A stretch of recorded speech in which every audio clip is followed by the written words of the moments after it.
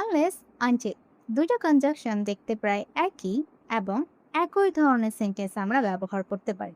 যেমন I won't go unless you call me, I won't go until you call me.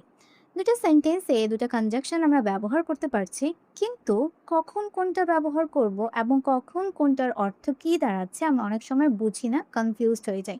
আজকের ভিডিওতে মূলত আমরা এটাই শিখব। ভিডিওটা একদম শুরু থেকে শেষ পর্যন্ত দেখার ট্রাই করবেন। So well, hello everyone, assalamu alaikum. Welcome back to my YouTube channel, English with Hasnaya. I hope you're doing well by the grace of Almighty Allah. I won't go unless you call me.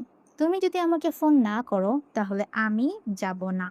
এখানে unless আমরা কখন ব্যবহার করি? সাধারণত যখন আমরা শর্ত নিয়ে কথা বলি, কন্ডিশন নিয়ে কথা বলি, কোনো একটা শর্ত, একটা সেন্টেন্সে একটা শর্ত যখন থাকবে, তুমি যদি আমাকে ফোন না করো আমি যাব না।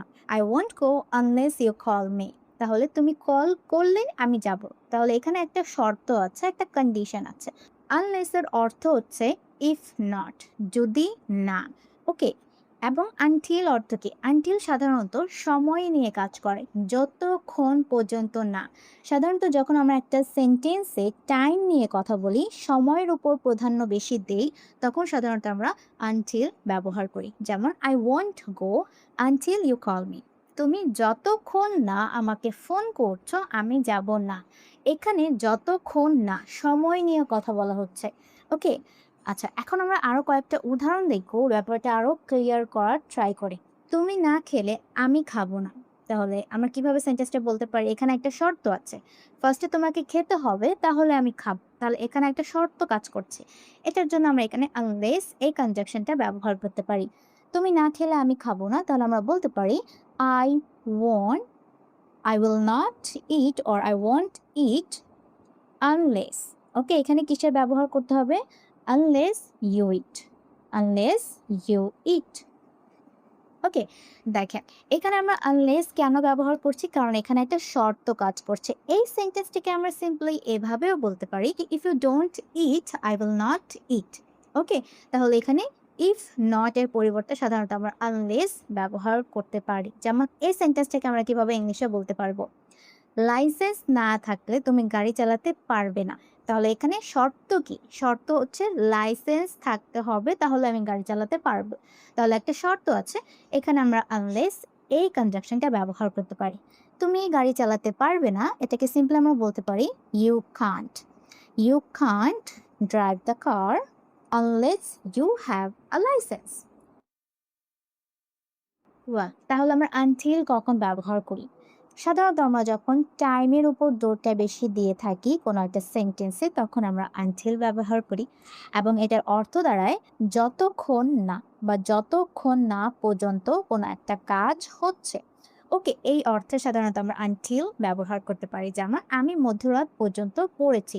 তাহলে মধ্যরাত পর্যন্ত এখানে টাইমের উপর ফোকাসটা করা হয়েছে, তাই আমরা সিম্পলি বলতে পারি আই স্টাডিড, পড়েছি,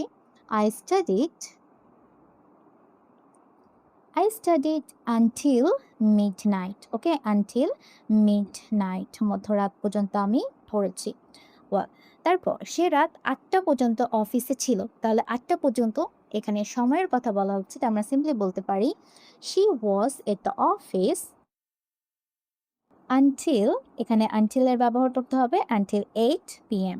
ওকে, সে রাত ৮টা পর্যন্ত অফিসে ছিল। এখন চলো এই দুটো সেন্টেন্স একটু কম্পেয়ার করি। I won't eat unless you eat. তুমি না খেলে আমি খাবো না। এখানে যদি আমরা শর্তর উপর ফোকাস দেই, একটা কন্ডিশন বসিয়ে দেই যে তুমি না খেলে আমি খাবো না, তাহলে এখানে শর্ত কি? আগে তোমাকে খেতে হবে, তাহলে আমি খাবো। শর্ত দিয়ে যখন আমরা সেন্টেন্সটা কমপ্লিট করতে চাই, তখন সাধারণত আমরা আনলেস এটা ব্যবহার করি। এটার পরিবর্তে আমরা ইফ নট এটাও ব্যবহার করতে পারি, যে if you don't eat I won't eat. Okay, তারপর I won't eat until you eat. এখানে সাধারণত আমরা টাইম নিয়ে কথা বলছি। তুমি যতক্ষণ না তুমি খাচ্ছ আমি খাবো না। ওকে, যতক্ষণ না তুমি খাও আমি খাবো না। ওকে, এখানে আমরা আনটিল ব্যবহার করার মানে হচ্ছে আমি টাইম নিয়ে কথা বলছি। আনলেস ব্যবহার করা মানে হচ্ছে আমি একটা কন্ডিশন, একটা শর্ত দিচ্ছি। ওকে, তাহলে আজকের ভিডিওতে আশা করছি আমি আনলেস এবং আনটিলের ভিতরে পার্থক্যটা আপনাদের বোঝাতে পেরেছি। নেক্সটে ফ্লুয়েন্টলি এই দুটার ব্যবহার করবেন, বাসায় কয়েকটা সেন্টেন্স নিয়ে প্র্যাকটিস করে ইজি হয়ে যাবে। সবাই ভালো থাকবেন, আল্লাহ হাফিজ।